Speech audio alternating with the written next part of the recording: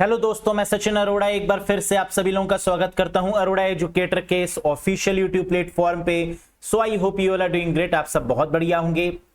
आज के सेशन में फिर से हम लोग डिस्कस करेंगे बीपीएससी 3.0, 4.0 और एस्टेट लेवल के क्वेश्चंस के बारे में। देखिए, हर एक कैंडिडेट चाहता है कि जो क्वेश्चंस करवाए जाएं वो एग्जाम में भी आए, वो समझ में भी आए। तो यहां पर मकसद ये नहीं है कि सिर्फ क्वेश्चंस करवा दें, मकसद ये है कि अगर आप यहां पर 50 क्वेश्चन कर रहे हैं तो वो क्वेश्चन एग्जाम में आने चाहिए, है ना। टीचर से उम्मीद क्या की जा सकती है? अगर कोई कंप्यूटर एक्सपर्ट है या किसी भी सब्जेक्ट का एक्सपर्ट है तो इसका मतलब कि उसका पढ़ाया हुआ एग्जाम में भी आना चाहिए और समझ में भी। इसीलिए काफी रिसर्च करके उन्हीं क्वेश्चंस को यहां पर डिस्कस किया जा रहा है जो कि एग्जामिनेशन के प्रोस्पेक्टिव से इंपॉर्टेंट है। ऐसा नहीं है कि कोई भी 50 क्वेश्चन लेकर आ गए और डिस्कस कर दिया, नहीं। एग्जाम को फोकस करते हुए ही इन सेशंस को यहां पर कंडक्ट किया जा रहा है ताकि आप ये कह पाए कि अरोड़ा एजुकेटर सचिन सर से जो भी हमने पढ़ा वो समझ में भी आया और वो एग्जाम में भी आया। तो चलिए एक बार फिर से प्रयास करते हैं, एक बार फिर से उन क्वेश्चंस को देखते हैं जो कि मेरे द्वारा रिसर्च किए गए बेस्ट 51 क्वेश्चंस हैं। हां, आज 50 से बढ़ाकर 51 किए गए हैं और इसकी जो सीमा है वो लगातार बढ़ती रहेगी।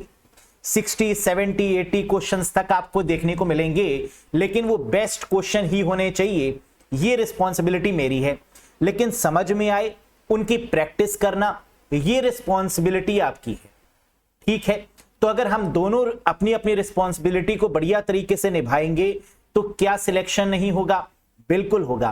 क्या कंप्यूटर में 80 क्वेश्चन में से 75 क्वेश्चंस प्लेस नहीं कर पाएंगे? बिल्कुल कर पाएंगे।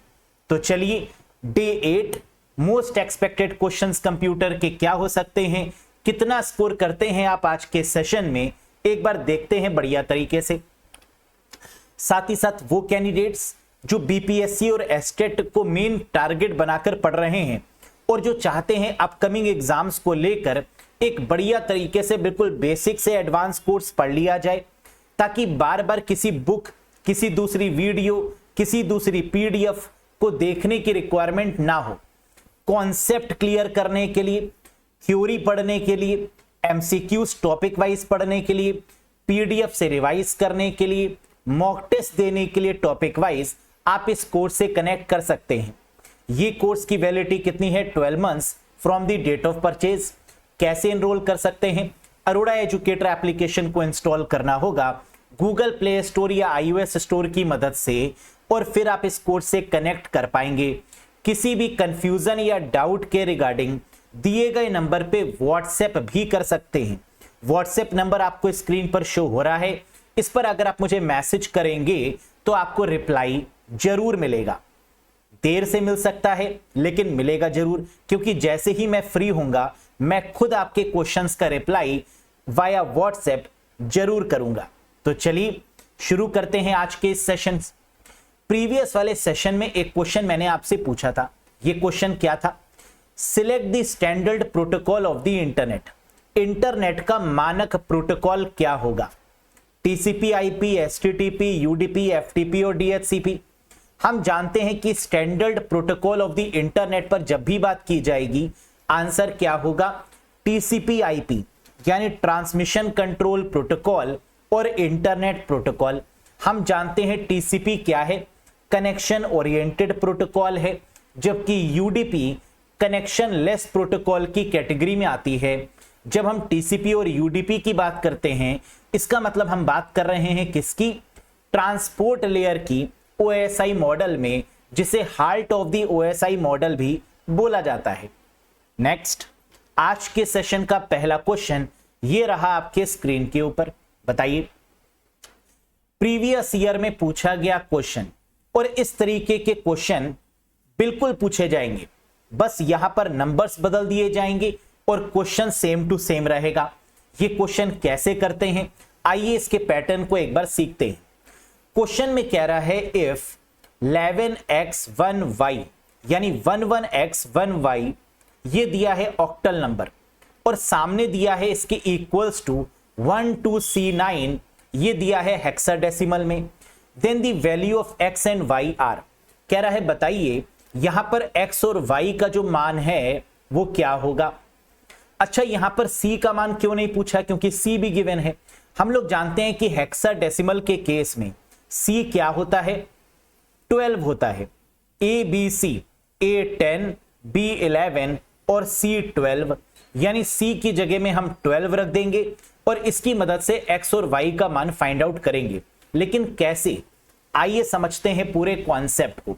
अगर आपको यह तरीका आता है तो आपने फाइंड आउट कर लिया होगा और इसका आंसर होगा क्या, 3,1, यानी x का मान 3 है और y का मान 1 है। लेकिन ये आया कैसे, आइए सबसे पहला काम क्या है, यहां पर ऑक्टल नंबर सिस्टम हमको दिया हुआ है ये, इसको अगर हम बाइनरी में कन्वर्ट कर लें तो हमारी कुछ समस्या दूर हो जाएगी। लेकिन सबसे पहले हमें यह समझना होगा कि ऑक्टल और हेक्साडेसिमल काम कैसे करता है। ऑक्टल का मतलब होता है 8, 8 का मतलब what do you mean by 8, हम 8 से क्या समझ सकते हैं। हमने सबसे पहले क्या किया, ऑक्टल नंबर सिस्टम के केस में 1 1 x 1 y लिख लिया। फिर इसके नीचे हमने क्या किया, 8 की पावर 0, 8 की पावर 1, 8 की पावर 2, 8 की पावर 3 और 8 की पावर 4 लिख लिया। 8 की पावर ही क्यों, क्योंकि यहां पर हम बात कर रहे हैं किसकी, ऑक्टल नंबर सिस्टम की। जैसे बाइनरी नंबर सिस्टम में हम क्या करते थे, 2 की पावर 0, 2 की पावर 1, 2 की पावर 2, 2 की पावर 3, 2 की पावर 4 और लिख लेते थे 1 2 4 8 16, ऐसे ही करते थे ना। वैसे ही यहां पर हमने क्या किया, 8 की पावर 0, 1 2 3 4 राइट हैंड साइड से लेफ्ट हैंड साइड तक लिख लिया। अब इसको ओपन करने पर क्या मिला, 1 8 64 512 और 4096 मिला। अब पहली वाली लाइन और तीसरी वाली लाइन को मल्टीप्लाई कर दीजिए आपस में, तो मल्टीप्लाई करने पर हमें क्या मिला, y को 1 से करेंगे y आ गया, 1 को 8 से करेंगे 8 आ गया, x को 64 से करेंगे 64x, फिर इसके बाद 1 को 512 से करेंगे 512 और 1 को 4096 से करेंगे तो 4096। अब इनको आपस में प्लस कर लीजिए, प्लस करने पर आपको क्या मिला, 4616 प्लस 64x प्लस y, ये इक्वेशन 1 आ गई। अब जो हेक्साडेसिमल है इसको भी तो सॉल्व करना होगा, सेम इसी तरीके से हमें हेक्साडेसिमल को भी सॉल्व करना होगा। इस तरीके से 1 2 C9 यही है। हेक्साडेसिमल का मतलब होता है 16, 16 की पावर 0, 16 की पावर 1, 16 की पावर 2 और 16 की पावर 3 राइट हैंड साइड से लेफ्ट हैंड साइड तक लिख लिया हमने इसके नीचे। अब इसको अगर हम एक्सपेंड करेंगे तो क्या आएगा, 16 की पावर 0 मतलब 1, 16 1 जा 16, 16 मल्टीप्लाई बाय 16 यानी 16 की पावर 2 256 और 16 की पावर 3 का मतलब 16 मल्टीप्लाई बाय 16 मल्टीप्लाई बाय 16 यानी 4096। अब पहली लाइन और तीसरी लाइन को आपस में मल्टीप्लाई करेंगे तो क्या मिलेगा, हमने बताया था आपको C का मतलब क्या होता है हेक्साडेसिमल में 12, तो C की जगह पर हमने क्या रख दिया 12 और यहां पर आपस में मल्टीप्लाई कर दिया। तो 1 को 4096 से किया 4096, 2 को 256 से मल्टीप्लाई, C यानी 12 को 16 से मल्टीप्लाई और 9 को 1 से मल्टीप्लाई और आपस में प्लस कर दिया और प्लस करने पर हमें क्या मिला 4809। ये पहली इक्वेशन, ये दूसरी इक्वेशन। अब दोनों इक्वेशन को बराबर कर दीजिए, इक्वेट कर दीजिए, तो यहां पर हमें क्या मिलेगा 4616 प्लस 64x प्लस y बराबर 4809। अब 64x प्लस y बराबर क्या लिख सकते हैं 4809 माइनस 4616 और माइनस करने पर क्या मिलेगा 193। अब इक्वेशन जो हमारे पास आ गई वो क्या है 64x प्लस y बराबर 193 के। अब यहां पर कौन सी वैल्यूज पुट करें कि आंसर मिल जाए, इसके लिए ऑप्शन पर आ जाइए। ऑप्शन में क्या गिवन है, x की वैल्यू 5 और 1, 5 और 7, 3 और 1। तो अगर आप ऑप्शंस के अकॉर्डिंग यहां पर x और y की वैल्यू को पुट करके देखेंगे तो आपको पता चल जाएगा कि x का मान 3 रखने पर और y का मान 1 रखने पर क्या मिलेगा, 193, जो कि रिक्वायरमेंट है राइट हैंड साइड बराबर लेफ्ट हैंड साइड की। तो x और y का मान हमें पता चल गया कि x 3 होगा और y क्या होगा, 1। Very good. तो इसलिए करेक्ट आंसर आपका क्या बनेगा, 3,1, जो कि प्रीवियस वाले यहां पर हमने दिया था। क्या समझ में आ गया आपको कैसे करेंगे? तो पहले ऑक्टल को सॉल्व करेंगे इस तरीके से और फिर डेसिमल को सॉल्व करेंगे इस तरीके से और दोनों इक्वेशंस को बराबर कर देंगे। x और y की जगह पर वो वैल्यू पुट करेंगे जो ऑप्शंस में गिवन है और जिससे वैल्यू हमारी राइट हैंड साइड बराबर लेफ्ट हैंड साइड की आ रही है, वही बन जाएगा आंसर, दैट इज 3,1। समझ में आया? Very good. दूसरे क्वेश्चन की तरफ चलते हैं। A view of a database that appears to an application program is known as. कह रहा है डेटाबेस का वह दृश्य जो किसी एप्लीकेशन प्रोग्राम में दिखाई देता है उसे क्या बोलते हैं? स्कीमा, सब schema, virtual table, more than one of the above या none of the above. Schema क्या होता है? Structure of a table, structure of a database. तो डेटाबेस के स्ट्रक्चर को स्कीमा बोलते हैं। क्या यहां पर बात स्ट्रक्चर की हो रही है? नहीं, व्यू करने की, डेटाबेस को अलग अलग तरीके से देखने की। और व्यू ऑफ अ डेटाबेस क्या कहलाता है? सब स्कीमा। यानी करेक्ट आंसर क्या होगा दोस्तों? सब स्कीमा।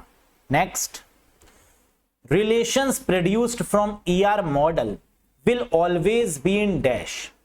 ईआर मॉडल से निर्मित संबंध हमेशा डैश में होंगे। हम लोग जानते हैं यहां पर बात किसकी हो रही है? नॉर्मलाइजेशन फॉर्म की, 1NF, 2NF, 3NF, BCNF या 4NF की। ईआर मॉडल के केस में क्या होता है? एक टेबल होती है जिसको हम एंटिटी रिलेशनशिप मॉडल के फॉर्म में रिप्रेजेंट करते हैं और टेबल का मतलब क्या होता है? 1NF। जब हम सिंपल टेबल की बात करते हैं डेटाबेस में तो हम किसकी बात करते हैं? 1NF की। तो आंसर क्या बन जाएगा? 1NF। अच्छा, 1NF कहता क्या है? वन नॉर्मलाइजेशन फॉर्म 1NF ये कहता है कि every table is already in 1NF। मतलब ईआर डायग्राम के केस में, ईआर मॉडल के केस में जितनी भी टेबल होंगी वो सब 1NF की होंगी। और 1NF का मतलब होता है एटॉमिक। एटॉमिसिटी का मतलब डुप्लीकेसी ना होना, रिडंडेंसी को मिनिमाइज करना, इसी को तो बोलते हैं 1NF। यानी किसी भी टेबल में जो हमारे कॉलम्स जब हम फिल करेंगे तो हर एक कॉलम इंडिविजुअल यानी हर एक रो इंडिविजुअल तरीके से बिहेव करेगी, दैट इज कॉल्ड 1NF। अगर हम इसको बहुत अच्छे तरीके से समझने की कोशिश करें तो यहां पर 5 प्रॉपर्टीज को हमें याद रखना होगा 1NF के केस में। क्या क्या? पहला पॉइंट, अगर ईआर मॉडल के बारे में कभी भी बात हो रही होगी तो आंसर 1NF होगा। दूसरा पॉइंट, रिलेशनल डेटाबेस। 1NF हम तभी अप्लाई कर पाएंगे जब डेटाबेस कैसा है? रिलेशनल। एटॉमिक वैल्यूज, जितनी भी वैल्यूज होंगी वो सब कैसी होंगी? एटॉमिक होंगी, यूनिक वैल्यूज होंगी। रिमूव रिपीटेड वैल्यूज, अगर कोई रिपीट हो रही वैल्यू है तो उसको रिमूव कर दीजिए। एट्रीब्यूट, होल्ड सिंगल वैल्यू, यानी जितने भी कॉलम्स हैं, जितने भी एट्रीब्यूट्स हैं उसके, वो सिंगल वैल्यू को ही होल्ड करेंगे, इस पर हमें बात करनी होगी। और रिड्यूसिंग द रिडंडेंसी, जो रेप्लिकेशन ऑफ डेटा है उसको भी कम करना होगा।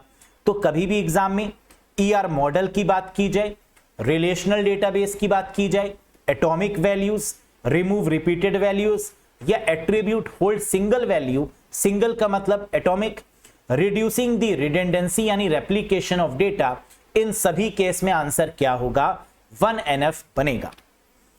1NF को और अच्छे से समझने के लिए हमें समझना होगा इस टेबल को। जरा एक बार देखिएगा। स्टूडेंट नंबर गिवन है 1 2 3, स्टूडेंट नेम गिवन है राम, राम सुरेश। जहां पर राम, पहले वाले राम के केस में जो स्टूडेंट का फोन नंबर गिवन है वो 2 नंबर्स गिवन है एक साथ, लेकिन हमने पीछे क्या पढ़ा कि ये एटॉमिक होने चाहिए, रिपीटेड वैल्यूज को रिमूव कर देंगे और एट्रीब्यूट होल्ड सिंगल वैल्यू, यहां पर डबल वैल्यूज को होल्ड किया हुआ था, तो हम इसको सिंप्लीफाई कैसे करेंगे? राम राम राम 3 बार लिखा, इन तीनों के नंबर्स को अलग अलग कर दिया। तो क्या यहां पर हमने इस टेबल को सिंप्लीफाई किया? जी हां, और इसी को बोलते हैं क्या? 1NF। समझ में आ गया होगा, very good. Fifth normal form is concerned with, very very important question, जो 5NF है वो किससे कंसर्न करता है? पांचवें सामान्य रूप का संबंध किससे है? ज्वाइंट डिपेंडेंसी, डोमेन की, multi valued dependency, functional dependency या all of these? Correct answer बनेगा ज्वाइंट डिपेंडेंसी। जब भी बात 5NF की होगी हमेशा आंसर क्या होगा? टेबल्स को ज्वाइन करने की बात, यानी joint dependency is the right one. Next, state the octal equivalent of hexadecimal number. बताइए, कह रहा है यहां पर एक हेक्साडेसिमल नंबर गिवन है, स्टेट द ऑक्टल इक्विवेलेंट। इसका ऑक्टल इक्विवेलेंट क्या होगा? क्या हेक्साडेसिमल नंबर सिस्टम से ऑक्टल नंबर सिस्टम को फाइंड आउट किया जा सकता है? जी हां। कैसे करेंगे? आइए सीखते हैं इस बात को। इसका जो आंसर रहेगा वो रहेगा 5464। आया कैसे? बहुत ही सरल है, एक बार सीख लेंगे कभी भूलेंगे नहीं। आइए, सबसे पहले हमें क्या गिवन है? B34, ये हेक्साडेसिमल में गिवन है और इसको कन्वर्ट किस में करना है? ऑक्टल नंबर सिस्टम में। क्या हम ये जानते हैं कि हेक्साडेसिमल नंबर सिस्टम और ऑक्टल में क्या डिफरेंस होता है? हेक्साडेसिमल का मतलब होता है 16, 16 का मतलब 2 की पावर 4, ऑक्टल का मतलब होता है 8 यानी 2 की पावर 3। इसका मतलब हेक्साडेसिमल जो कि 16 है, 2 की पावर 4 है, यहां पर ग्रुप कितने के बनेंगे? 4 4 के। और ऑक्टल जो कि 8 है, 2 की पावर 3 है, इसका मतलब यहां पर जो ग्रुप बनेंगे वो कितने के बनेंगे? 3 3 के। तो हेक्साडेसिमल में 4 के ग्रुप और ऑक्टल में 3 के ग्रुप बनेंगे। बहुत बढ़िया। आइए जरा इसको देखते हैं कैसे। B34 हम सबसे पहले इसको कन्वर्ट करेंगे बाइनरी नंबर में। क्या ये B34 जो कि एक हेक्साडेसिमल है, क्या इसको बाइनरी में कन्वर्ट कर सकते हैं? जी हां। कैसे? B का मतलब होता है 11, A का मतलब 10, B का मतलब 11, 11 का मतलब 4 के ग्रुप, 4 के ग्रुप का मतलब 1 2 4 8, 2 की पावर 0, 2 की पावर 1, 2 की पावर 2, 2 की पावर 3, 1 2 4 8। इसके आगे हमने क्यों नहीं लिया? क्योंकि हेक्साडेसिमल में क्या होता है? 16, 2 की पावर 4, तो ग्रुप कितने के बनेंगे? 4 4 के। 1 2 4 8 किसको प्लस करें कि 11 आ जाए? तो आपने कहा 8 2 और 1 को प्लस करने पर क्या मिलेगा? 11। तो 8 2 और 1 की जगह पर क्या आ जाएगा? 1 1, और बाकी जगह पर क्या आ जाएगा? 0। ये आ गया 1 0 1 1। बी का हो गया। अब 3 को कन्वर्ट करते हैं। 3 का मतलब फिर से 4 के पेयर, 1 2 4 8। किसको प्लस करें कि 3 आ जाए? 2 और 1 को प्लस करने पर 3 मिलेगा, तो इस पोजीशन पर 1 1 आ जाएगा, बाकी पोजीशन पे 0 0, तो मिल गया 0 0 1 1। समझ में आया? अब 4 आ जाइए। 1 2 4 8 किसको प्लस करने पर 4 मिलेगा? तो 4 तो गिवन है यहां पर, तो 4 के प्लेस पर 1 और बाकी प्लेस पर 0 0, यानी 0 1 0 0। अब यहां पर हम क्या लिख सकते हैं? ये जो हेक्साडेसिमल था ये बाइनरी में कन्वर्ट हो चुका है, और बाइनरी में कन्वर्ट होने के बाद हमें क्या मिला? 1 0 1 1, 0 0 1 1 और 1 0 1 0 0। इसको एक साथ लिख लीजिए। ये हमने क्या किया? हेक्साडेसिमल से बाइनरी में कन्वर्ट कर लिया। क्या हमें बाइनरी में कन्वर्ट करना था? जी नहीं, हमें कन्वर्ट करना था ऑक्टल में। अब ऑक्टल में कन्वर्ट करने के लिए हम क्या करेंगे? 3 3 के पेयर बना लेंगे। तो अब यहां पर राइट हैंड साइड से 3 3 के पेयर बना लीजिए। कैसे बनाएंगे? कुछ इस प्रकार, 0 0 1 पहला पेयर, 0 1 1 दूसरा पेयर, 0 0 1 तीसरा ग्रुप और 1 0 1 चौथा ग्रुप, है ना। यहां पर जो 4 4 के ग्रुप्स थे इसको हमने किस में तोड़ लिया? 3 3 के ग्रुप्स में तोड़ लिया। क्यों? क्योंकि हमें कन्वर्ट करना है ऑक्टल में। अब ये जो नंबर है, क्या हम इसको डेसिमल में कन्वर्ट कर सकते हैं? जी हां, 101 को डेसिमल नंबर क्या होगा? 124। 1 और 4 को प्लस करने पर 5।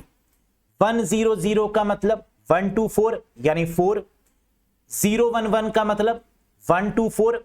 2 और 4 को प्लस करेंगे 6 और 124 ये आ गया 4। यानी इसको हमने जब डेसिमल में कन्वर्ट किया तो क्या मिला? 5464 और यही तो आंसर है। This is what we get after converting. तो ये हमें क्या मिल गया? गिवन था हमें B34 जो कि एक हेक्साडेसिमल था और कन्वर्ट करना था किसमें? ऑक्टल में, जो कि ये कन्वर्ट हो चुका है। एक बार फिर से समझो, यानी कभी भी हेक्साडेसिमल से ऑक्टल में कन्वर्जन पूछा जाएगा तो हम क्या करेंगे? हेक्साडेसिमल को बाइनरी में कन्वर्ट करेंगे 4-4 के ग्रुप्स को बनाकर इस तरीके से, फिर इनको एक साथ लिख लेंगे इस तरीके से 4-4 के ग्रुप में, और फिर फाइनली हम इसको ऑक्टल में कन्वर्ट करने के लिए 3-3 के ग्रुप्स में डिवाइड कर देंगे। 3-3 के ग्रुप्स में डिवाइड करने के बाद में जो आएगा उसको डेसिमल में कन्वर्ट कर देंगे कुछ इस प्रकार, और यही हो जाएगा हमारा answer 5464। Clear? Very good. The decimal equivalent of binary number 10110.11 is, कह रहा है इस पार्टिकुलर बाइनरी नंबर को डेसिमल नंबर में कन्वर्ट करिए। 10110 इसको तो आप आसानी से कन्वर्ट कर लेते हैं, लेकिन डेसिमल वाली संख्या के बाद में कैसे करेंगे ये आपको सीखना होगा, क्योंकि यहां पर कई कैंडिडेट्स कन्वर्ट कर पाते हैं, कई नहीं कर पाते। तो आइए जरा इसको सीखते हैं। 10110 इसको कन्वर्ट करना तो बेहद आसान है। 1 2 4 8 16 है ना, इस तरीके से लिखकर आप कन्वर्ट कर लेंगे कुछ ऐसे। तो सबसे पहले हम 10110 को कन्वर्ट करते हैं किसमें? डेसिमल नंबर सिस्टम में। तो इसके नीचे हमने क्या लिख दिया? 1 2 4 8 16। क्यों? क्योंकि 2 की पावर 0 1, 2 की पावर 1 2, 2 की पावर 2 4, 2 की पावर 3 है ना, इस तरीके से कर दिया। अब यहां पर मल्टीप्लाई करने पर हमें क्या मिलेगा?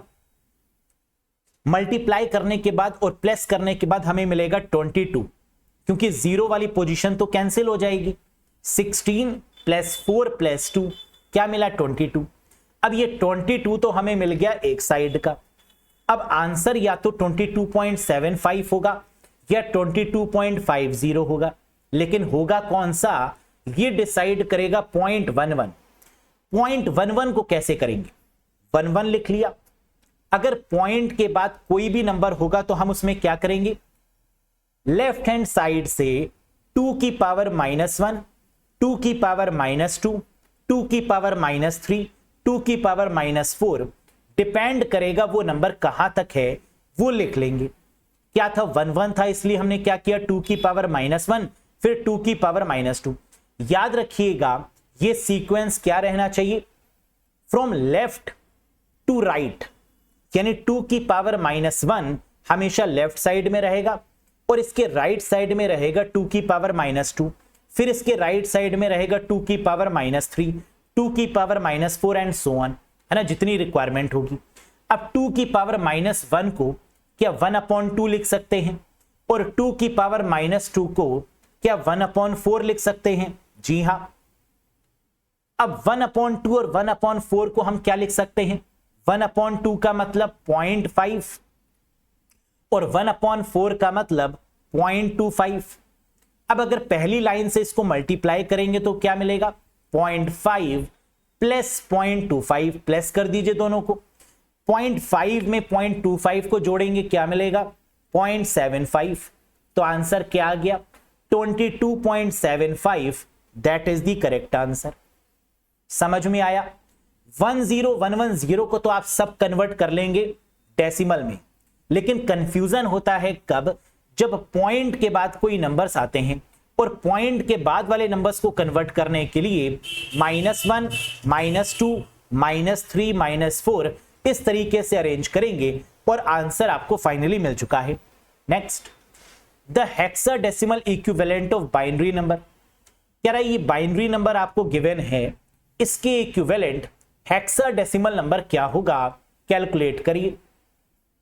बिल्कुल, हम लोग ये बात जानते हैं कि हेक्साडेसिमल का मतलब 16 और 16 का मतलब 2 की पावर 4, यानी राइट हैंड साइड से अगर इसको 4 के ग्रुप में डिवाइड कर लें और फिर इसको डेसिमल में कन्वर्ट कर ले तो आंसर आ जाएगा। यही तो करना है, करो। ये नंबर है बाइनरी में कन्वर्ट करना है हेक्साडेसिमल नंबर सिस्टम में, तो सबसे पहले इसको राइट हैंड साइड से 4 के ग्रुप्स बना लीजिए। 1011 0111 ये ग्रुप बन गए। अब इन ग्रुप्स में क्या करेंगे, ये बाइनरी नंबर है और इसको डेसिमल नंबर में कन्वर्ट कर देंगे। तो सबसे पहले 1110 को अगर हम डेसिमल में कन्वर्ट करेंगे तो क्या मिलेगा, 1248। 1248 का मतलब 248 है ना, ये तो 0 हो गया आपका पहले वाला नंबर, क्योंकि 1248 में 1 को 0 से मल्टीप्लाई करेंगे क्या आएगा 0, और 248 को प्लस करने पर क्या मिलेगा 14। ऐसे ही दूसरे वाले नंबर को भी करिए, 1101 है ना, ये जो रिमेनिंग नंबर आपका बचा हुआ है सेकंड वाला 1101, इसको अगर आप कन्वर्ट करेंगे क्या मिलेगा 1248, और 148 को प्लस करने पर क्या मिलेगा 13। एक मिला 14 और एक मिला 13। 14 और 13 का मतलब क्या होगा, 14 का मतलब E और 13 का मतलब D, तो यानी इसका करेक्ट आंसर क्या होगा ED। ED is the correct answer, क्योंकि आप ये बात तो जानते ही हैं कि हेक्साडेसिमल में A का मतलब 10, B का मतलब 11, C का मतलब 12, D का मतलब 13, E का मतलब 14 और F का मतलब 15 होता है। नेक्स्ट, तो ED बन जाएगा आपका करेक्ट आंसर। समझ में आया, बहुत बढ़िया, आगे बढ़ो। How many AND gates are required to realise the following expression. इस तरीके के क्वेश्चन भी एग्जाम में आते हैं कि how many NAND gates are required, how many AND gates are required. तो ऐसे क्वेश्चंस की भी हम अच्छे से प्रैक्टिस करेंगे। तो फिलहाल क्वेश्चन नंबर 8 में क्या गिवन है, कितने एंड गेट्स रिक्वायर्ड होंगे to realise the following expression. इस एक्सप्रेशन में कितने एंड गेट का इस्तेमाल किया जा रहा है। एंड गेट का मतलब multiply, A multiply by B plus B multiply by C, यानी एक तो मल्टीप्लाई का साइन यूज हो रहा है कहां, ए और बी के बीच में, और दूसरा एंड गेट का यूज हो रहा है कहां, बी और सी के बीच में। तो इसका मतलब यहां पर total number of AND gates कितने हैं, 2। तो करेक्ट आंसर क्या बनेगा 2। एक बार फिर से देखो, एंड गेट का मतलब होता है ए डॉट बी। ए और बी अगर हमारा इनपुट है तो एंड गेट क्या होगा ए डॉट बी। अब ए डॉट बी और बी डॉट सी दो जगह पर मल्टीप्लाई का साइन यूज हो रहा है, तो इसका मतलब यहां पर total number of AND gates कितने हैं, that is 2। Next, the expression of a NAND gate is, कह रहा है यहां पर नैंड गेट की अभिव्यक्ति कौन सी है। नैंड गेट का मतलब क्या होता है, NOT gate plus AND gate. NOT gate का मतलब इन्वर्टर, और इन्वर्टर के साथ में एंड गेट का यूज करने पर हमें मिलेगा क्या, नैंड गेट। नॉट का मतलब बार, एंड का मतलब मल्टीप्लाई, तो ए डॉट बी का whole bar that is called a NAND gate, यानी third option is the correct one. यही तो होगा नैंड गेट, इन्वर्टर आगे लगा होगा, नॉट होगा, नॉट का मतलब बार और एंड का मतलब ए डॉट बी, तो ए डॉट बी का whole bar that is called a NAND gate. Next, the number of literals in the expression f is equals to x dot Y bar plus Z R. अभिव्यक्ति में शाब्दिकों की संख्या कितनी है, यानी literals कितने हैं यहां पर। लिटरल्स का मतलब क्या होता है, नंबर ऑफ वेरिएबल्स। यहां पर कितने वेरिएबल्स का यूज हो रहा है, x, y और z, तो इसका मतलब लिटरल्स कितने हो जाएंगे 3, यानी third is the right answer. तो यहां पर बस याद रखने वाली बात क्या है कि लिटरल्स का मतलब होता है नंबर ऑफ वेरिएबल्स, और नंबर ऑफ वेरिएबल्स यहां पर कितने गिवन हैं, x, y और z, तो आंसर क्या बन जाएगा 3 is the correct one. Next, what is the complement of x bar y bar z। x bar y bar z का पूरा क्या होगा, फटाफट से बताओ। कॉम्प्लीमेंट का मतलब अगर मल्टीप्लाई है तो प्लस कर दीजिए, अगर प्लस है तो मल्टीप्लाई कर दीजिए। अगर बार लगा हुआ है तो हटा दीजिए और नहीं लगा हुआ है तो लगा दीजिए। यही तो होगा कॉम्प्लीमेंट, पूरक। तो यानी एक्स बार की जगह पर क्या आ जाएगा, एक्स, डॉट की जगह पर प्लस, वाई बार की जगह पर वाई, और फिर प्लस, फिर जेड की जगह पर जेड बार। तो X plus Y plus Z bar, that is the correct answer. यानी ऑप्शन नंबर 3 हो जाएगा आपका करेक्ट जवाब। एक बार देखिए, एक्स बार को क्या किया एक्स, वाई बार को वाई, जेड को जेड बार, और डॉट डॉट की जगह पर प्लस प्लस आ गया। तो आंसर बन गया आपका option number 3, X plus Y plus Z bar. Next, convert the POS expression to maxterm. कह रहा है पीओएस एक्सप्रेशन को मैक्स टर्म में बदलें। ये क्वेश्चन आएगा ही आएगा, कंफर्म है। पीओएस को मैक्स टर्म में कैसे बदलते हैं, आइए सीख लेते हैं। ये एक एक्सप्रेशन हमारे सामने गिवन है, क्या ये पीओएस में है, एक बार चेक करो। क्या ये प्रोडक्ट ऑफ सम है? प्रोडक्ट का मतलब पहले यहां पर प्रोडक्ट ऑफ सम होना चाहिए। बिल्कुल, हमें यहां पर दिख रहा है कि ये प्रोडक्ट ऑफ सम के फॉर्मेट में गिवन है, लेकिन हमें इससे कोई मतलब नहीं है। ये एफ पीओएस हमें ये गिवन है और कह रहा है कि इसको मैक्स टर्म में कन्वर्ट करना है। ठीक है, अब यहां पर हमें क्या गिवन है, एफ एसओपी, ये फलाना फलाना फलाना फलाना एंड सो ऑन। हमें इससे कोई मतलब नहीं। हमें कन्वर्ट किस में करना है, मैक्स टर्म में। लेकिन मैक्स टर्म में कन्वर्ट करते कैसे हैं, जरा इसको यहां पर समझ लेते हैं। एक्सप्रेशन कोई भी गिवन है, लेकिन उस एक्सप्रेशन को मैक्स टर्म में कैसे कन्वर्ट करेंगे, बस इस क्वेश्चन की मदद से इस बात को समझने की कोशिश करेंगे। आइए हैव अ लुक गाइस। इसका जो आंसर होगा वो क्या होगा, पाई एम 0134।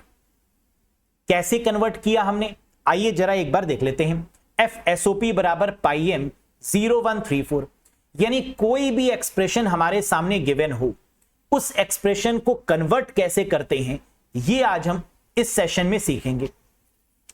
तो जरा इसको ध्यान से देखिए। ए प्लस बी प्लस सी, यानी कभी भी मैक्स टर्म में हमें कन्वर्ट करना हो तो मैक्स टर्म क्या कहता है, ए बराबर 0 और ए बार बराबर 1 के है। क्या ये बात समझ में आई? मैक्स टर्म का मतलब कि जो भी इक्वेशन गिवन हो उसमें ए बी सी को 0 कर दो और ए बार बी बार सी बार को 1 कर दो, तभी हम किसी भी एक्सप्रेशन को मैक्स टर्म में कन्वर्ट कर पाएंगे। तो क्या कह रहा है, इस इक्वेशन में ए बी सी जहां पर भी है वहां 0 0 लिख दीजिए, और जहां पर भी ए बार बी बार सी बार है वहां 1 1 लिख दीजिए, कुछ इस प्रकार। तो हमें क्या मिल गया, 0 0 0 0 0 1, क्योंकि सी बार की जगह पर 1 आ गया, 0 1 और 1, बी बार सी बार की जगह पर 1 1 और ए की जगह पर 0, ए बार बी सी यानी बार वाली जगह पे 1 और बिना बार वाली जगह पर 0 0, ये आ गया हमारे सामने। अब क्या इस नंबर को हम डेसिमल में कन्वर्ट कर पाएंगे? जी हां, बहुत सिंपल है। 1 2 4, ये 4 आ गया, 1 और 2 प्लस करने पर ये 3 आ गया, ये यहां पर क्या आ गया 1 और ये आ गया 0, यानी हमें क्या मिल गया 0 1 3 4। तो इन नंबर्स को हमने किस में कन्वर्ट कर दिया, डेसिमल में। तो ये लाइन हमें मिल गई 0 1 3 4 के फॉर्मेट में। Very good. अब क्या करना है, ये जो नंबर हमें मिला यही है मैक्स टर्म, यानी मैक्स टर्म में 0 1 3 4 जो पीछे हमें ऑप्शन में मिल रहा है, देखो मिल गया 0 1 3 4, that is the max term. तो कोई भी इक्वेशन क्यों ना दी हो और उस इक्वेशन को मैक्स टर्म में कन्वर्ट करने की बात अगर करेंगे तो मैक्स का मतलब ए का मान ए बी सी का मान 0 है और ए बार बी बार सी बार का मान क्या है 1। वैल्यूज को पुट करिए, उसको कन्वर्ट करिए किसमें, बाइनरी नंबर्स को डेसिमल नंबर में, और यही हो जाएगा आपका मैक्स टर्म। क्या ये बात समझ में आई? Very good. अब एक दूसरा क्वेश्चन देखते हैं। Convert SOP expression to minterm. कह रहा है एसओपी एक्सप्रेशन को मिन टर्म में बदलें। अब यहां पर एक एक्सप्रेशन हमें गिवन है और इसे मिन टर्म में बदलने की बात की जा रही है। क्या मिन टर्म में कन्वर्ट कर पाएंगे? मिन टर्म में कन्वर्ट करने के लिए पहले हमें मैक्स टर्म में कन्वर्ट करना होगा और फिर उसके बाद उसे मिन टर्म में कन्वर्ट करना होगा। कैसे करेंगे मिन टर्म में कन्वर्ट, आइए फिर से देखते हैं मिन टर्म को हम लोग कैसे रिप्रेजेंट करते हैं, सिग्मा एम की मदद से। तो सभी में सिग्मा एम गिवन है, अब आंसर होगा क्या, that is the right one 102। लेकिन आया कैसे, आइए समझते हैं। सबसे पहले जो भी एक्सप्रेशन गिवन हो उसमें ए का मान क्या हो जाएगा 1 और ए बार का मान क्या हो जाएगा 0, क्योंकि मिन टर्म के केस में हम क्या रिप्रेजेंट करते हैं, ए बराबर 1 और ए बार बराबर 0। ये क्या होता है मिन टर्म, है ना, जरा समझिएगा अच्छे से। मैक्स टर्म क्या है, ए बराबर 0 और ए बार बराबर 1, लेकिन मिन टर्म क्या है, ए बराबर 1 और ए बार बराबर 0 के। तो मिन टर्म कैसे निकालेंगे, यहां पर वैल्यूज पुट कर दीजिए। सबसे पहले ए बी सी की जगह पर 1 आ जाएगा, ए बार बी बार सी बार की जगह पर 0 आ जाएगा, पुट कर दीजिए वैल्यू 0 1 0 0 1 0। अब इसको डेसिमल में कन्वर्ट कर लीजिए, क्या आ जाएगा 102। ये 102 क्या है, यही तो है इसका min term 102, that is called a min term. तो हम डायरेक्ट मिन टर्म भी कैलकुलेट कर सकते हैं, कैसे, इस पार्टिकुलर फॉर्मूले का इस्तेमाल करते हुए जहां पर a बराबर 1 और a बार बराबर 0 के है। तो बस याद ये रखना है कि मैक्स टर्म के केस में a बराबर 0 के होगा, यानी abc 0 के बराबर होगा और a bar b bar c बार 1 के बराबर होगा, जबकि यहां पर abc 1 के बराबर होगा और a bar b bar c बार 0 के बराबर होगा मिन टर्म फाइंड आउट करने के लिए। बस इतना ही तो याद रखना है, हो गया। नेक्स्ट पढ़ते हैं। For the SOP expression ab plus b bar c, how many zeros are in the truth table output column. कह रहे एसओपी अभिव्यक्ति ab plus b bar c के लिए सत्य तालिका के आउटपुट कॉलम में कितने जीरो होंगे। एक बात याद रखिएगा कि हमेशा ट्रुथ टेबल के केस में 0 और 1 एक जैसे ही होते हैं, जितने 0 होंगे उतने ही 1 होंगे। सबसे पहला काम क्या है, देखो बहुत आसान सा क्वेश्चन है लेकिन फेमस है। क्या करेंगे, यहां पर कितने वेरिएबल्स गिवन है, सबसे पहले तो ये फाइंड आउट करिए। वेरिएबल्स कितने हैं, ए बी और सी, 3 प्रकार के वेरिएबल्स। इसका मतलब टोटल नंबर ऑफ जो इनपुट्स बनेंगे वो कितने बनेंगे, 2 की पावर 3। 2 की पावर 3 का मतलब 8, और 8 में मैंने क्या कहा कि जितने 0 उतने ही 1। अगर 4 0 होंगे तो 1 कितने होंगे, 4। तो इसका मतलब हमें आंसर मिल चुका है, कितने 0 यहां पर अवेलेबल होंगे, 4, यानी option number 3 is the right one. एक बार फिर से देखो, अगर क्वेश्चन में पूछा जाए कि कितने 0 और कितने 1 अवेलेबल हैं ट्रुथ टेबल के आउटपुट में, तो सबसे पहला काम क्या होगा, कितने वेरिएबल्स हैं ये देखेंगे। तो हमें मिला ए बी और सी 3 वेरिएबल्स हैं, कितने यहां पर आउटपुट निकल सकते हैं, 2 की पावर 3, इतने एक्सप्रेशंस बन सकते हैं। तो यानी आंसर क्या हो गया 8। अब 8 के केस में कितने 0 कितने 1 होंगे, तो 4 0 4 1 होंगे। तो आंसर क्या मिल गया, दैट इज 4।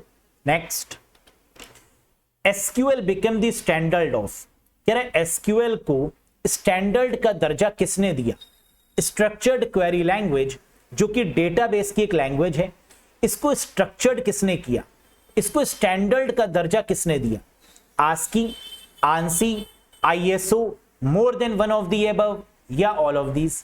हम जानते हैं एसक्यूएल को जो स्टैंडर्ड का दर्जा मिला वो आंसी के द्वारा दिया गया, अमेरिकन नेशनल स्टैंडर्ड इंस्टीट्यूट, और आईएसओ ने भी दिया।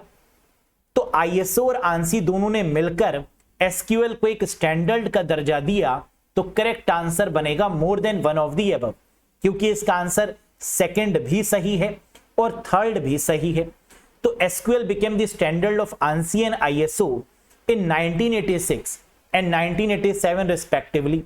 1986 यानी 1986 में आंसी ने इसको स्टैंडर्ड का दर्जा दिया, और एक साल के बाद यानी 1987 में आईएसओ ने इसको स्टैंडर्ड का दर्जा दे दिया। Next, which SQL function is used to return the current date and time. वर्तमान दिनांक और समय वापस करने के लिए किस एसक्यूएल फंक्शन का प्रयोग किया जाता है। अगर हमें एसक्यूएल फंक्शन में करंट डेट और करंट टाइम चाहिए तो हम किसका यूज करेंगे, get date, get time, year, sys date, या all of these. Correct answer है गेट डेट। गेट डेट करने से हमें क्या मिल जाएगा, डेट भी मिल जाएगी और टाइम भी मिल जाएगा एसक्यूएल फंक्शन में। So the correct answer is get date. Next, which SQL keyword is used to sort the result set in descending order. बहुत सिंपल, परिणाम सेट को अवरोही क्रम में क्रमबद्ध करने के लिए किस एसक्यूएल कीवर्ड का प्रयोग करेंगे। तो इसका मतलब असेंडिंग और डिसेंडिंग के लिए हम किसका यूज करते हैं, ऑर्डर बाई का। क्या ऑर्डर बाई यहां पर गिवन है, जी हां, फर्स्ट और सेकंड ऑप्शन में। लेकिन क्या कह रहा है, डिसेंडिंग ऑर्डर में। डिसेंडिंग का मतलब DESC, यानी first option is the right one. आपकी पार की नजर और निर्मा सुपर, बिल्कुल सही जवाब। Next, what is the command used to delete a table in SQL. SQL में किसी तालिका यानी टेबल को स्वाहा करने के लिए, टेबल को हटाने के लिए किस कमांड का उपयोग करते हैं। हम लोग जानते हैं जब कभी भी डिलीट की बात होगी, यानी रोज एंड कॉलम्स और स्ट्रक्चर सबको डिलीट करना है, तो ड्रॉप टेबल का इस्तेमाल करेंगे। तो drop command is used to delete a table in SQL.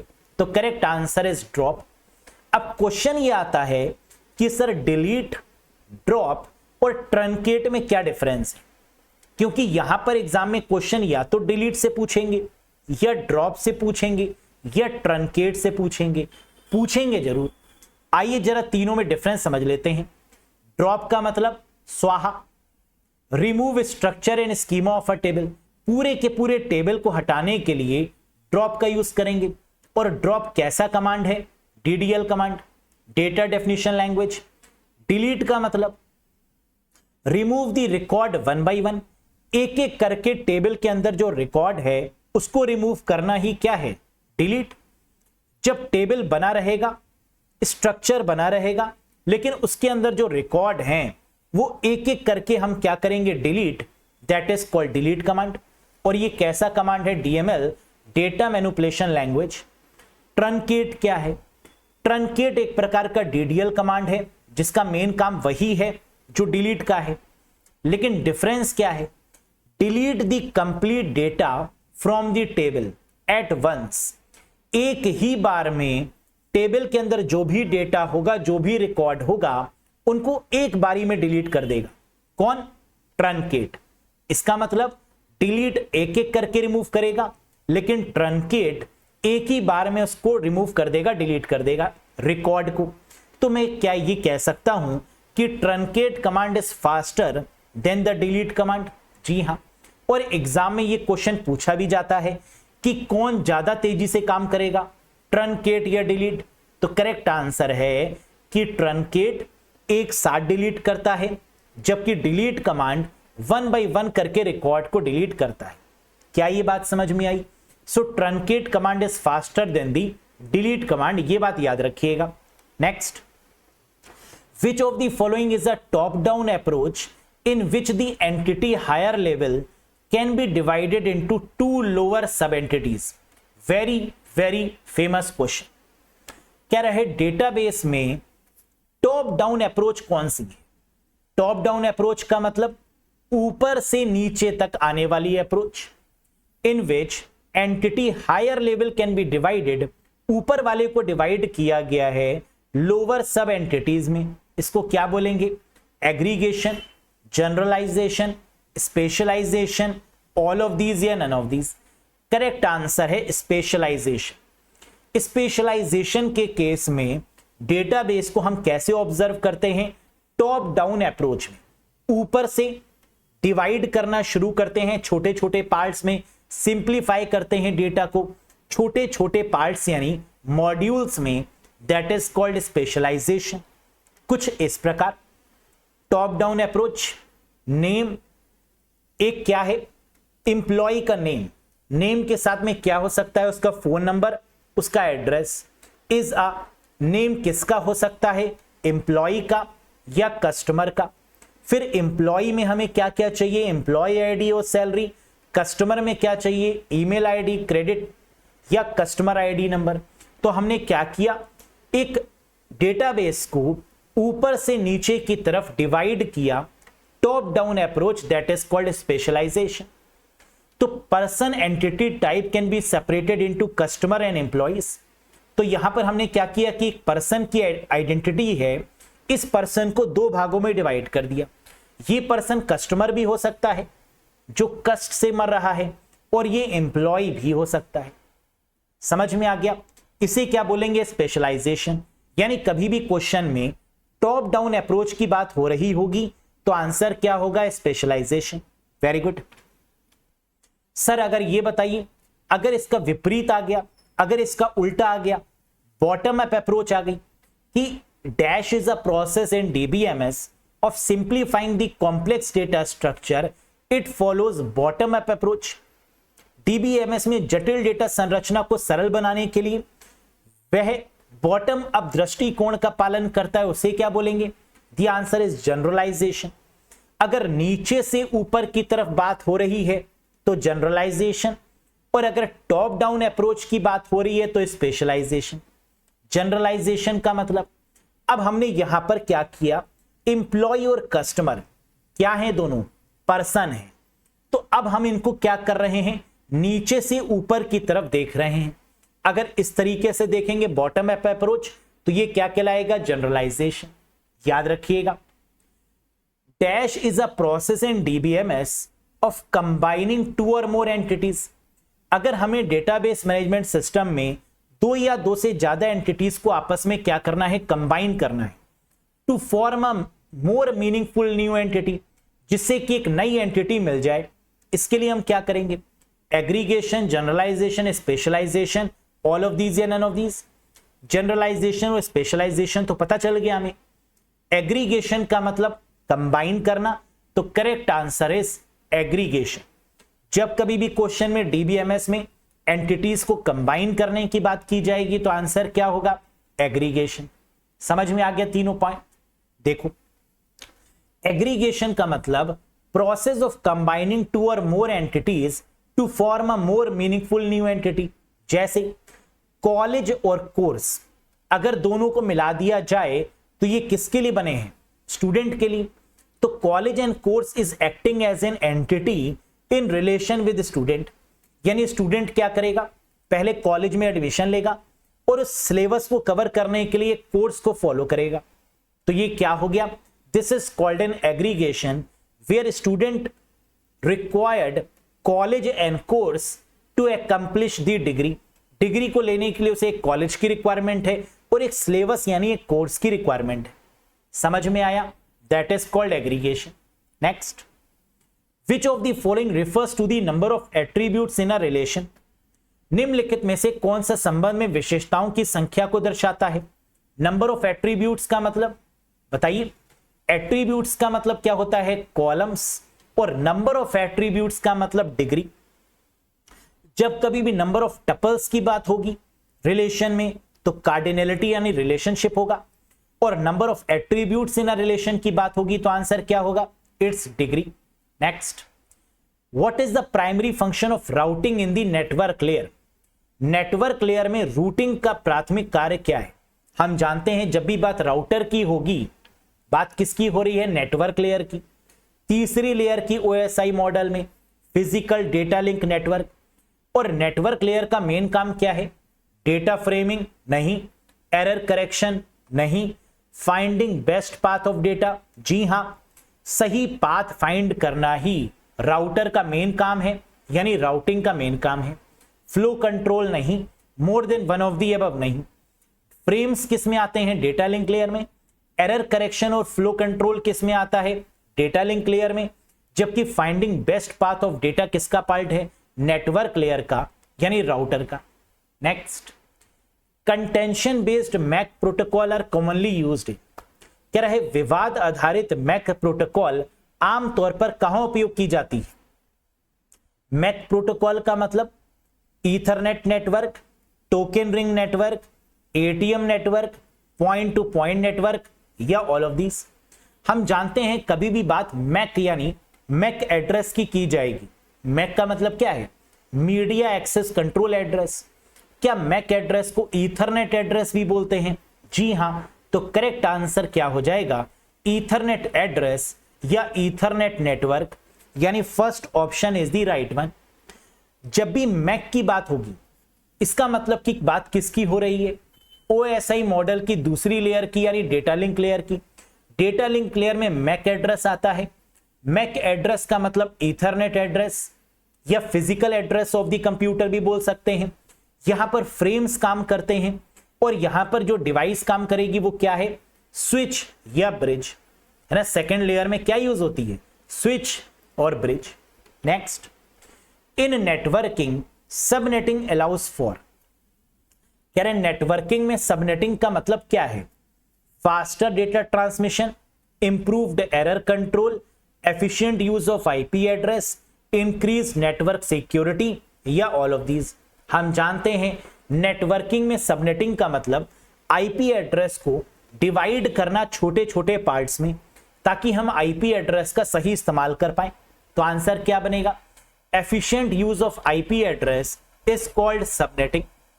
Subnetting divide the IP address into two part, कह रहा है सबनेटिंग में जो आईपी एड्रेस होते हैं उन्हें दो भागों में डिवाइड किया जाता है, पहला नेटवर्क एड्रेस और दूसरा होस्ट एड्रेस।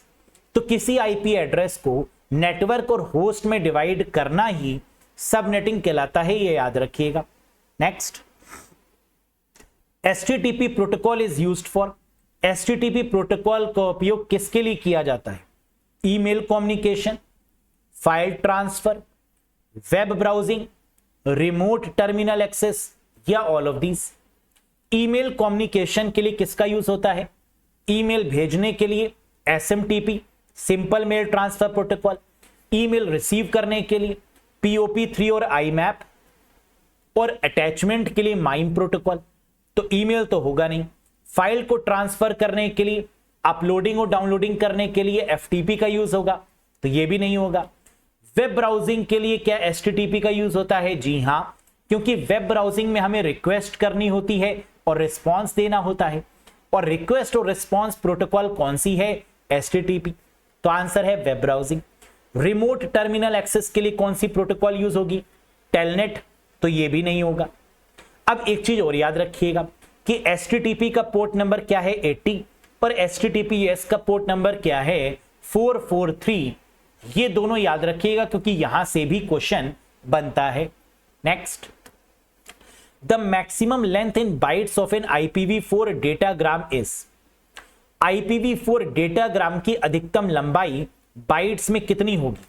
आइए समझते हैं इस क्वेश्चन को।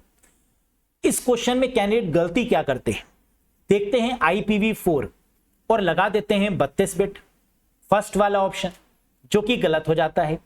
यहां पर बात IPv4 की नहीं हो रही, यहां पर बात IPv4 डेटाग्राम की हो रही है और इसकी लेंथ पूछी जा रही है। तो IPv4 डेटाग्राम की जो लेंथ है बाइट्स में वो कितनी है, 65535, 65,535। ये बनेगा करेक्ट आंसर। कैसे, आइए समझते हैं। The maximum IP packet size is, bytes में कितना होता है, 2 की पावर 16 - 1, और 2 की पावर 16 का मतलब 65,536 -1 का मतलब 65,535। That is the right one. तो इसको याद रखने की रिक्वायरमेंट है कि जब भी IPv4 डेटाग्राम की बात होगी, आंसर क्या होगा, 2 की पावर 16 - 1, 65,536 - 1 यानी 65,535। That is the right one. Next, in transport layer data travel in the form of, transport layer में डेटा यात्रा किस रूप में करेगा, ट्रांसपोर्ट का मतलब सेगमेंट के फॉर्मेट में। तो क्या सेगमेंट कहीं गिवन है, जी हां, option number 4 is the right one. Physical layer में बिट्स के फॉर्मेट में, डेटा लिंक लेयर में फ्रेम्स के फॉर्मेट में, नेटवर्क लेयर में पैकेट्स के फॉर्मेट में, ट्रांसपोर्ट लेयर में सेगमेंट के फॉर्मेट में, सेशन प्रेजेंटेशन और एप्लीकेशन में डेटा डेटा डेटा के फॉर्मेट में। यही तो होता है PDU, protocol data unit. Yes, तो सेगमेंट क्या है, प्रोटोकॉल डेटा यूनिट है, that is called PDU। Next, the length of a register is called, very very famous question. Computer architecture के केस में रजिस्टर से कम 2 से 3 क्वेश्चन बनते ही बनते हैं। तो आइए सारे के सारे क्वेश्चंस देख लेते हैं कि रजिस्टर से कौन कौन से क्वेश्चन बन सकते हैं। हम जानते हैं कि सबसे फास्टेस्ट जो मेमोरी है वो रजिस्टर है ना, पहला क्वेश्चन। दूसरा क्वेश्चन कि रजिस्टर किसका कॉम्बिनेशन है, फ्लिप फ्लॉप का। फ्लिप फ्लॉप में क्या आता है, 0 और 1, यानी 0 और 1 को स्टोर करने के लिए किसकी रिक्वायरमेंट है, फ्लिप फ्लॉप की। जरा मुझे बताइए, रजिस्टर का मतलब सीपीयू का साइज, तो length of a register is called what, word limit, word size, register limit, register size, या all of these. Word size is the correct answer. Length of a register का मतलब word size या register size भी इसको कई बार बोलते हैं, लेकिन सही और स्पेसिफिक आंसर क्या होगा, word size. Next, the dash hold the content of the access memory word. Dash access किए गए मेमोरी शब्द की सामग्री रखता है। मैंने कहा ना, जितने जितने रजिस्टर हैं उन सब के बारे में बात कर लेते हैं, है ना, ताकि रजिस्टर से कोई भी क्वेश्चन आए आप गलत ना करें। बताओ जरा, dash hold the content of access memory word. जब कभी भी कंटेंट को होल्ड करने की बात की जाएगी, कौन सा रजिस्टर यूज होगा, बफर रजिस्टर, जिसको डेटा रजिस्टर भी बोलते हैं। तो correct answer is memory buffer register, यानी second is the right answer. Memory buffer register का काम क्या होता है, कंटेंट को होल्ड करके रखना। तो कभी भी कंटेंट को होल्ड करने की बात होगी तो आंसर क्या होगा, बफर, मेमोरी बफर रजिस्टर या memory data register. Next, which of the following is not a visible register. निम्नलिखित में से कौन सा ऐसा रजिस्टर है जो दिखता नहीं है, जो नॉट विजिबल है। क्या एड्रेस दिखता है, नहीं। कंटेंट दिखता है लेकिन उसका एड्रेस नहीं दिखता, तो इसका मतलब नॉट विजिबल के केस में हमेशा आंसर क्या होगा, एड्रेस रजिस्टर। क्या कहीं एड्रेस दिया हुआ है, general purpose, buffer, status, memory address register, that is the correct answer. तो छुपा हुआ बैठा है शॉर्ट फॉर्मेट में, है ना। एमएआर का मतलब क्या है, मेमोरी एड्रेस रजिस्टर। एक बात और भी याद रखिएगा, ये बहुत फेमस क्वेश्चन है कि मेमोरी एड्रेस रजिस्टर का दूसरा नाम क्या है, is not a visible register. इसको नॉट विजिबल रजिस्टर के नाम से भी जानते हैं। तो कभी भी नॉट विजिबल की बात हो या मेमोरी एड्रेस की बात हो, बात एक ही है। Next, which of the following register hold the address of an instruction. ये क्वेश्चन आता ही आता है। निम्नलिखित में से कौन सा रजिस्टर किसी निर्देश का पता रखता है। एड्रेस ऑफ द इंस्ट्रक्शन, सिर्फ होल्ड द एड्रेस देखकर आंसर मत लगाइएगा। एड्रेस किसका, इंस्ट्रक्शन का। आंसर क्या होगा, पीसी, यानी प्रोग्राम काउंटर। अब जरा ध्यान से समझिए, प्रोग्राम काउंटर को इंस्ट्रक्शन पॉइंटर के नाम से भी जानते हैं, और एक नंबर का फेमस क्वेश्चन पूछा ही जाता है कि program counter is also called as instruction pointer. ये बात याद रखिएगा। तो जब कभी भी होल्ड द एड्रेस की बात की जाएगी इंस्ट्रक्शन के सेंस में, आंसर होगा प्रोग्राम काउंटर। लेकिन किंतु परंतु अगर होल्ड द एड्रेस की बात की जाएगी मेमोरी के रिस्पेक्ट में, तो आंसर क्या होगा, एड्रेस रजिस्टर। समझ में आया, नहीं आया, फिर से देखो क्वेश्चन नंबर 32 और 33 को ध्यान से देखो। यहीं पर कैंडिडेट कंफ्यूज हो जाते हैं। होल्ड द एड्रेस, एड्रेस को होल्ड करना, लेकिन किसके एड्रेस को, ऑफ एन इंस्ट्रक्शन। इंस्ट्रक्शन के एड्रेस को होल्ड करना, निर्देश का पता रखना, यह काम किसका है, प्रोग्राम काउंटर का या इंस्ट्रक्शन पॉइंटर का। लेकिन होल्ड द एड्रेस के साथ में अगर मेमोरी आ गया कि hold the address of a memory, तो आंसर क्या हो जाएगा, एड्रेस रजिस्टर। समझ में आया, बहुत प्यारा क्वेश्चन। और 32 और 33 में से एक क्वेश्चन आता ही आता है। ये क्वेश्चन पूछा जा चुका है तो ये रिपीट भी हो सकता है, और इसकी जगह पर ये क्वेश्चन भी पूछा जा सकता है, hold the address of a memory, यानी address register. Next, which of the following register can interact with the secondary storage. Secondary storage का मतलब hard disk, floppy disk, SSD, CD, DVD, pen drive, memory card, यही तो है secondary storage. तो कह रहा है ऐसा कौन सा रजिस्टर है जो इंटरेक्ट करता है किससे, सेकेंडरी स्टोरेज से। Program counter, memory address register, memory data register instruction register या ऑल ऑफ दीज? तो जब कभी भी बात सेकेंडरी स्टोरेज की होगी, आंसर क्या होगा? Memory address register. क्योंकि सेकेंडरी स्टोरेज को हम एक्सेस कैसे कर सकते हैं? एड्रेस की मदद से ही। तो एड्रेस के लिए क्या यूज होगा? Memory address register. That is the right one. तो सेकेंडरी मेमोरी का मतलब address.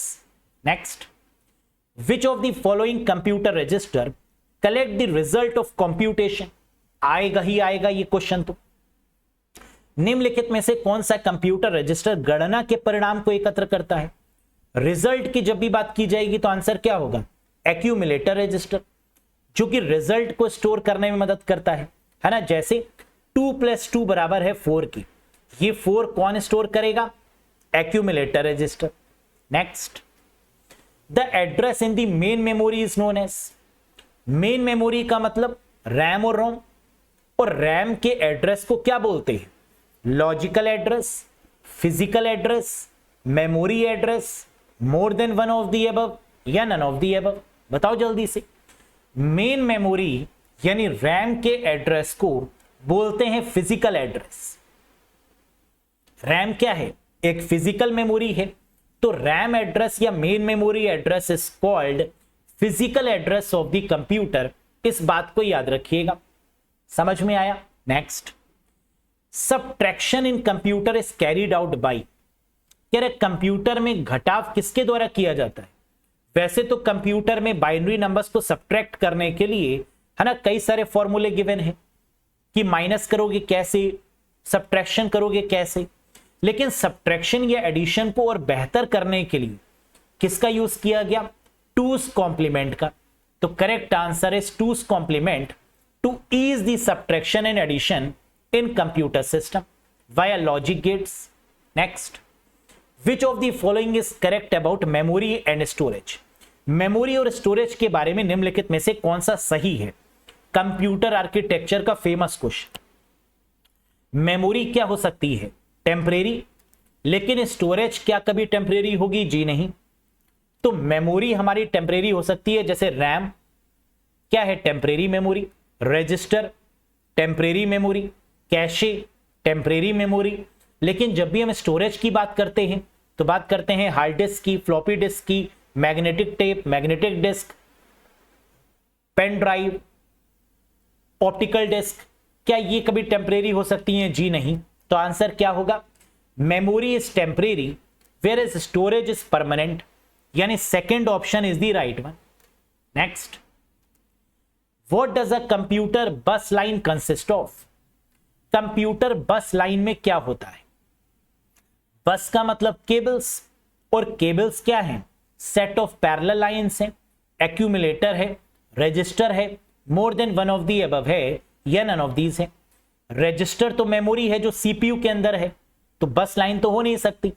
Set of parallel lines, क्या पैरेलल लाइंस को ही बस लाइन बोलते हैं? जी हां, that is the correct answer.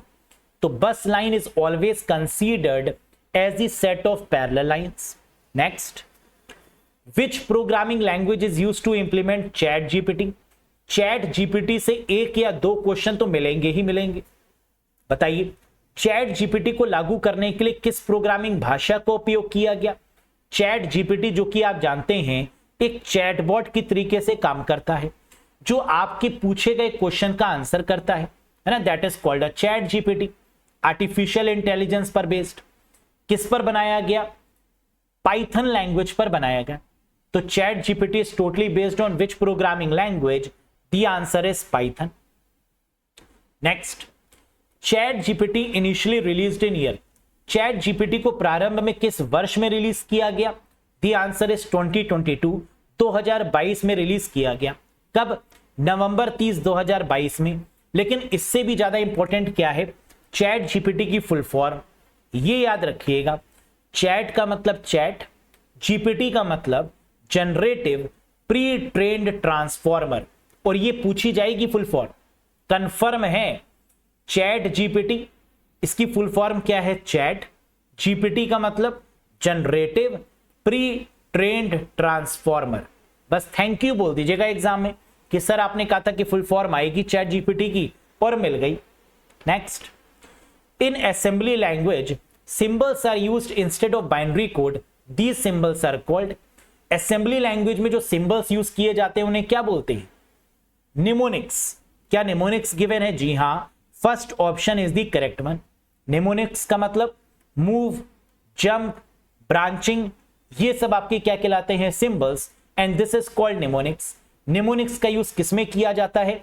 Assembly language में, या सीपीयू को बनाने के लिए, या एएलयू के केस में, अरिथमेटिकल लॉजिकल यूनिट के केस में निमोनिक्स यानी असेंबली लैंग्वेज का प्रयोग करते हैं। Next, a single packet on a data link layer is known as. Data link layer पर एकल पैकेट को क्या कहा जाता है? डेटा लिंक लेयर का मतलब सेकेंड लेयर, और सेकेंड लेयर में जो प्रोटोकॉल डेटा यूनिट है वो क्या है? फ्रेम्स। क्या फ्रेम गिवन है? जी हां, option number second is the right one. जैसे कि अभी हम लोगों ने डिस्कस किया कि फिजिकल लेयर पर पीडीयू यानी प्रोटोकॉल डेटा यूनिट क्या होगी? बिट, फिर फ्रेम, फिर पैकेट, फिर सेगमेंट, और फिर डेटा डेटा डेटा। यही तो डिस्कस किया अभी, तो ये याद रखिएगा। Next, the BIOS settings are stored in. कह रहा है बायोस की जो सेटिंग्स हैं वो कहां पर स्टोर रहती हैं? बायोस का मतलब बेसिक इनपुट आउटपुट सिस्टम। ये जो बेसिक इनपुट आउटपुट सॉफ्टवेयर है पूरा का पूरा, इनपुट और आउटपुट को कंट्रोल करने के लिए, ये कहां स्टोर होता है? EEPROM में, CMOS चिप में, मेमोरी में, फ्लैश मेमोरी में, या DRAM में? बायोस की सेटिंग स्टोर होती है किसमें? CMOS चिप में जाकर। तो करेक्ट आंसर क्या बनेगा? Complementary metal oxide semiconductor chip, जिसमें बायोस की सेटिंग जैसे डेट, टाइम अवेलेबल है। और CMOS की फुल फॉर्म क्या है? Semi complementary metal oxide semiconductor. और सेमीकंडक्टर का मतलब क्या होता है? रैम और रोम। सेमीकंडक्टर मतलब रैम रोम, तो ये क्या बन गई? आपकी CMOS चिप, जो कि एक प्रकार की मेमोरी है। Next, parallel port is called. Computer में जो पैरेलल पोर्ट है उसे क्या कहा जाता है? हम लोग जानते हैं कि पैरेलल पोर्ट का यूज पहले किया जाता था, अब USB पोर्ट का यूज करते हैं, लेकिन पैरेलल पोर्ट का यूज किया जाता था किस लिए? प्रिंटर और स्कैनर को कनेक्ट करने के लिए। और प्रिंटर और स्कैनर को कनेक्ट करने वाला जो पैरेलल पोर्ट है that is called female connector. इसे फीमेल कनेक्टर के नाम से भी जानते हैं। जो सीरियल पोर्ट है जिसके थ्रू माउस और कीबोर्ड को कनेक्ट करते थे उसे मेल कनेक्टर के नाम से जानते हैं।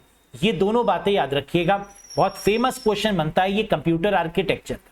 Next, which one hold data in instruction. कौन डेटा और निर्देश को रखता है? Hard disk, BIOS, RAM, task manager, या रोम? डेटा मतलब टेम्परेरी भी हो सकता है, परमानेंट भी हो सकता है। और जब हम इंस्ट्रक्शंस की बात करते हैं, डेटा की बात करते हैं, तो उसको रखने का काम किसका है? रैम का। डेटा और इंस्ट्रक्शंस को कौन रखती है? रैम, यानी प्राइमरी मेमोरी या main memory, that is called random access memory. तो याद रखिएगा, जब कभी भी डेटा और इंस्ट्रक्शन को होल्ड करने की बात होगी, होल्ड का मतलब परमानेंट नहीं होता, स्टोर होता तो परमानेंट होता। होल्ड का मतलब कुछ समय के लिए होल्ड करके रखना, फिर स्वाहा कर देना। तो टेम्परेरी यहां पर कौन है? रैम। तो होल्ड का मतलब टेम्परेरी और टेम्परेरी का मतलब RAM, that is the correct answer. Next, which layer in OSI model is not comes under the category of hardware layer? Very very famous question. OSI model में कौन सी परत hardware परत की श्रेणी में नहीं आती? Physical layer, data link layer, network layer, या ट्रांसपोर्ट लेयर? हम लोग जानते हैं OSI मॉडल में फिजिकल, डेटा लिंक और नेटवर्क, ये तीनों हमारी हार्डवेयर लेयर्स होती हैं। लेयर 1, लेयर 2 और लेयर 3 ये क्या है? Hardware layer. तो ट्रांसपोर्ट लेयर हमारी हार्डवेयर लेयर नहीं होगी, याद रखिएगा। Next, which layer in OSI model comes under the category of software layer? OSI model में किन लेयर्स को सॉफ्टवेयर लेयर बोलते हैं? सेशन, प्रेजेंटेशन, एप्लीकेशन, या all of this? And the correct answer is ऊपर की तीनों लेयर्स को सॉफ्टवेयर लेयर्स के नाम से जानते हैं। सेशन, प्रेजेंटेशन, एप्लीकेशन क्या हो गई? सॉफ्टवेयर।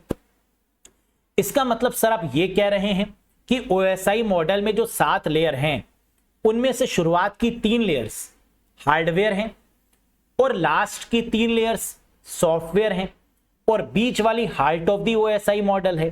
जी हां, कुछ इस प्रकार समझी। फिजिकल डेटा लिंक और network, this is called hardware और लोअर लेयर।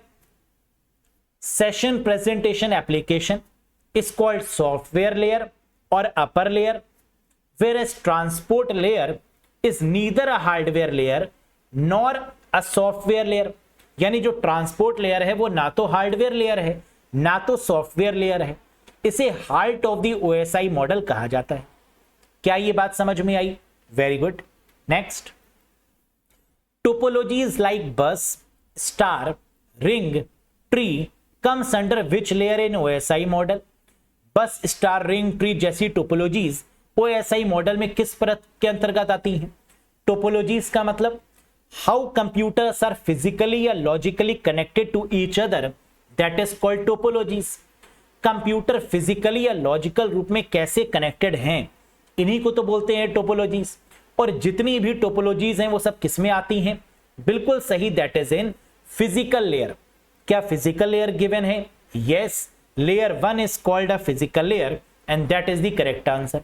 तो bus, star, ring, tree, mesh, hybrid, ये सारी टोपोलॉजीज आपकी किसकी हैं? फिजिकल लेयर का पार्ट है। Next, which is the default browser available with Linux operating system? Very famous. अगर हम लाइनेक्स ऑपरेटिंग सिस्टम का यूज कर रहे हैं तो इसके साथ में जो डिफॉल्ट ब्राउजर हमें मिलता है वो कौन सा है? क्रोम? ना। Internet explorer? जी नहीं। एज? जी नहीं। Mozilla Firefox? Yes, that is the correct answer. क्यों? क्योंकि लाइनेक्स एक ओपन सोर्स ऑपरेटिंग सिस्टम है। यस, लाइनेक्स, एंड्रॉइड, ये ओपन सोर्स है और जितने भी ओपन सोर्स होते हैं उनके साथ में जो डिफॉल्ट ब्राउजर होगा वो कैसा होगा? Open source. क्या क्रोम ओपन सोर्स ब्राउजर है? नहीं। क्या इंटरनेट एक्सप्लोरर है? नहीं। क्या एज है? बिल्कुल नहीं। क्या मोजिला फायरफॉक्स है? जी हां, पहला open source browser that is Mozilla Firefox. तो हमेशा लाइनेक्स के साथ में कौन सा ब्राउजर यूज होगा? Mozilla Firefox as a default browser. समझ में आया? Question number 51, lower sub layer of data link layer in OSI model is? OSI model में डेटा लिंक लेयर की निचली उपपरत कौन सी है? हम जानते हैं डेटा लिंक लेयर जो कि दूसरी लेयर है ओएसआई मॉडल की, इसकी ऊपर वाली लेयर होती है, इसके ऊपर वाली सब लेयर होती है एलएलसी, लॉजिकल लिंक कंट्रोल, और इसकी नीचे वाली सब लेयर होती है मैक, मीडिया एक्सेस कंट्रोल। क्या पूछ रहा था? लोअर यानी मैक लेयर, यानी second is the right one. अब जरा इसको समझो अच्छे से। डेटा लिंक लेयर जो कि दूसरी लेयर है जिस पर मैक एड्रेस काम करता है, ये 2 सब लेयर्स पे डिवाइडेड होती है। ऊपर वाली सब लेयर के बारे में बात की जाएगी तो आंसर क्या होगा? LLC, logical link control sub layer. और इसके नीचे वाली सब लेयर के बारे में बात की जाएगी तो आंसर क्या होगा? मैक, यानी medium access control sub layer. क्या ये बात समझ में आई? गलती मत करना, ये क्वेश्चन जरूर आता है। Upper sub layer of data link layer होता तो आंसर एलएलसी हो जाता, logical link control. Lower sub layer होता जो कि दिया हुआ है तो आंसर क्या है? MAC layer, medium access control sub layer. Clear? तो इसी के साथ आपके आज के सेशन के बेस्ट 51 क्वेश्चंस कंप्लीट होते हैं। और ये रहा होमवर्क का question, question of the day. क्या है ये question? Which of the following is the prefix form of a plus B multiply by C? Previous year का क्वेश्चन, जरा करके बताओ इसका आंसर क्या आएगा। निम्नलिखित में से कौन सा डैश का उपसर्ग रूप है, यानी इसका प्रीफिक्स फॉर्म क्या आएगा? ये इनफिक्स फॉर्म में लग रहा है ना, इसको प्रीफिक्स में कन्वर्ट करेंगे तो आंसर क्या आएगा? ये रहे ऑप्शंस आपके सामने, जरा कमेंट करके बताइएगा what is the correct answer. अब तो मैंने बहुत सारे क्वेश्चंस आपको करवाए हैं प्रीफिक्स पोस्ट फिक्स पे, है ना, और जरा इसका आंसर बताइए। और क्या आप चाहते हैं कि इस पर बेस्ड और भी क्वेश्चन करवाए जाएं तो एक बार कमेंट बॉक्स में लिख दीजिएगा, जिससे कि अगले सेशन में इस तरीके के और भी क्वेश्चंस को इंक्लूड कर लिया जाएगा। तो कैसा लगा आपको आज का ये सेशन? पसंद आया हो तो लाइक करिएगा, चैनल पर नए हो तो सब्सक्राइब करिएगा। आउट ऑफ 51 आपने कितना स्कोर किया जरा कमेंट करके बताइएगा। और साथ ही साथ अगर आप चाहते हैं कि कंप्यूटर को बेसिक से हाई लेवल तक कवर कर पाएं आगे वाले एग्जामिनेशंस को लेकर, चाहे वो बीपीएससी हो, एस्टेट हो, है ना, या कोई भी दूसरे एग्जाम्स जिनकी आप प्रिपरेशन कर रहे हैं, और कंप्यूटर एक बढ़िया वेटेज रखता है, तो आप इस कोर्स से कनेक्ट कर लीजिएगा, जो कि गारंटी लेता है कि ये आपके एग्जाम में full out of full marks दिलवाएगा ही दिलवाएगा। सिर्फ मार्क्स नहीं, आपके कॉन्सेप्ट को भी स्ट्रॉन्ग करेगा, क्योंकि आप बनने जा रहे हैं टीचर, और टीचर की पहचान होती है उसके कॉन्सेप्ट से। तो कॉन्सेप्ट स्ट्रॉन्ग करने के लिए, एमसीक्यू वाइज पढ़ने के लिए, टॉपिक वाइज थ्योरी पढ़ने के लिए, पीडीएफ से पढ़ने के लिए, मॉक टेस्ट लगाने के लिए ये कोर्स सुपर्ब है। ज्वाइन करने के लिए अरोड़ा एजुकेटर एप्लीकेशन को इंस्टॉल कर लीजिएगा गूगल प्ले स्टोर या iOS स्टोर की मदद से। कोई भी कंफ्यूजन, कोई भी डाउट है तो दिए गए नंबर पे व्हाट्सएप भी कर सकते हैं। मिलेंगे बहुत जल्द कुछ बेस्ट और ज्यादा क्वेश्चंस के साथ। Till then bye bye and take care. Thank you very much guys.